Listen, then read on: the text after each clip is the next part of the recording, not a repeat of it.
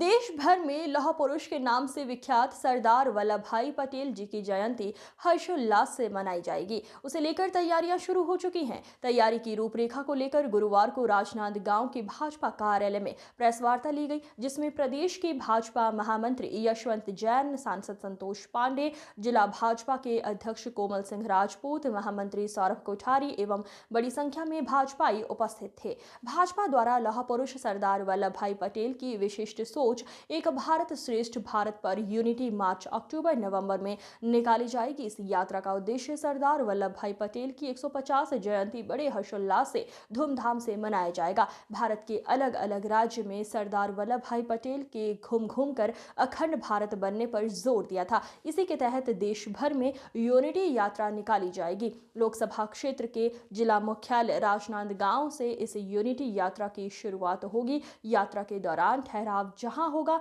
वहां सांस्कृतिक कार्यक्रम आयोजन किए जाएंगे। एक पेड़ मां के नाम लगाया जाएगा। इसके अलावा खैरागढ़ कवर्धा में भी यात्रा पहुंचेगी। उन दोनों जिले में भी सांस्कृतिक आयोजन, एक पेड़ मां के नाम एवं अन्य गतिविधियां संचालित की जाएगी। खबरों का सिलसिला लगातार जारी है। आप बने रहिए TTN 24 न्यूज के साथ। जो कभी कहते थे कि मैं राघवगढ़ को लड़ूंगा, उन्होंने मना कर दिया लड़ने से। यानी डिब्बे के सामने जो इंजन था वही पटरी से उतर गया, तो बाकी के क्या कह सकते हैं। यूनिटी मार्च के बारे में बताएंगे।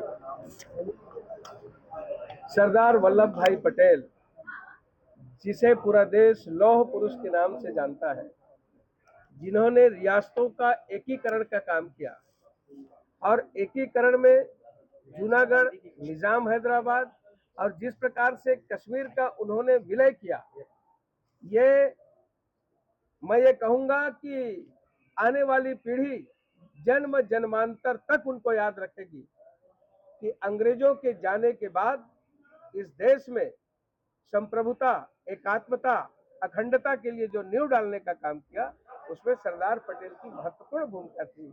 और उसके 150वीं जयंती पर और ये यूनिटी मार्च जो रखा गया है पूरे देश में होगा, उसी के तहत हमारे ऐसे 3 जिलों में राजनांदगांव, खैरागढ़ और कवर्धा में भी, जिसमें पद यात्रा होगा, अनेक पड़ावों में सांस्कृतिक कार्यक्रम होगा, एक पेड़ मां के नाम, अनेक जिज्ञासा और समाधान, जनरल नॉलेज के विषय में ऐसे कुशल और जो यूथ आइकॉन है, इनका सम्मान का काम इस प्रकार से किया जाएगा। बहुत ही शानदार कार्यक्रम पूरे देश के अंदर एक बार, और उन्हें ऐसा स्मरण ये देश करने वाला है कि आने वाली पीढ़ी उसे याद करके, उनकी जीवनी को जान करके, याद करके और उनसे प्रेरणा ले सके। सांसद जी, एक पखवाड़े ही बाकी है बिहार का फर्स्ट जो मतदान होना है, और छत्तीसगढ़ की ओर से आप वहाँ प्रभारी हैं और भी हैं, क्या माहौल क्या लगता है, क्या कहना चाहिए? आज की जो स्थिति है, जिस प्रकार से हरियाणा में भारतीय जनता पार्टी जीती, जिस प्रकार से महाराष्ट्र में भारतीय जनता पार्टी जीती, मैं आपको कह सकता हूं कि माननीय नरेंद्र मोदी जी, माननीय अमित शाह जी और बिहार प्रदेश में नीतीश कुमार जी का जो कुशल प्रबंधन है वो लाजवाब है। फिर से भारतीय जनता पार्टी और नीतीश कुमार जी की सरकार और बिहार में आने वाली है। मुझे एक लोकसभा का दायित्व है और मैं आपको ये कह सकता हूं कि बहुमत के साथ भारतीय जनता पार्टी पहले से ज्यादा आने वाली। प्रशांत किशोर जी वहाँ पर काफी सक्रिय हैं। यूनिटी मार्च सरदार पटेल जी की 150वीं जयंती पे पूरे देश में होना है। नांदगांव लोकसभा में, जैसे कि आप सबको बताया गया कि 3 जिलों पे होगा। ये भारत सरकार के खेलकूद युवा विभाग द्वारा ये संकल्पना के साथ ये हो रहा है। ये कार्यक्रम पूरे जनता का, समाज का कार्यक्रम बने, इसके लिए ये कार्यक्रम समाज को दिया गया। ये पार्टी का कार्यक्रम नहीं, इसको जिला प्रशासन, सभी प्रकार के समाज के वर्ग सभी शामिल होकर इसको करेंगे।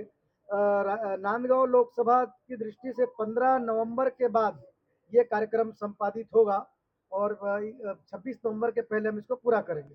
इसमें नांदगांव जिले के सभी समाज वर्ग, राजनीतिक दल से मैं आह्वान करता हूं कि सरदार पटेल का जो भारत के प्रति योगदान है उसको स्मरण करते हुए इस पद यात्रा में जो है वो शामिल हो। 10 किलोमीटर हम दिन भर में चलेंगे और गांव के लोगों के बीच में जाके सरदार पटेल के जीवन के बारे में और समाज से जुड़े विषय के बारे में चर्चा करेंगे ताकि लोग सरदार पटेल को जान सकें। कितने किलोमीटर की यात्रा होगी, कितना दिन चलेगा? 3 दिन की यात्रा होगी, एक एक जिले में एक एक दिन चलेगी और न्यूनतम 10 किलोमीटर हम चलेंगे, 2-2 किलोमीटर का विश्राम लेंगे। 150 से 200 लोग लगातार चलेंगे, बाकी हजारों लोग इस यात्रा में अपने अपने पड़ाव में शामिल होते चलेंगे। समापन कहाँ होगा इसका? समापन अभी रूट बनाएंगे। अभी एक प्रस्ताव ये है कि नांदगांव के पहले कहीं से प्रारंभ करके समापन, क्योंकि नांदगांव संस्कार धानी है, बड़ा शहर है, ताकि यह समापन यहाँ पे होगा।